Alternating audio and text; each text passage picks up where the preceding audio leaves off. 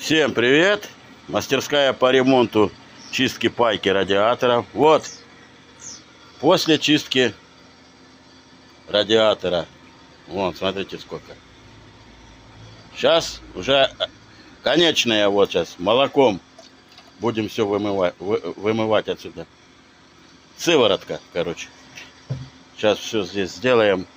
Будет все блестеть, как у кота. Яички. Так что звоните, обращайтесь.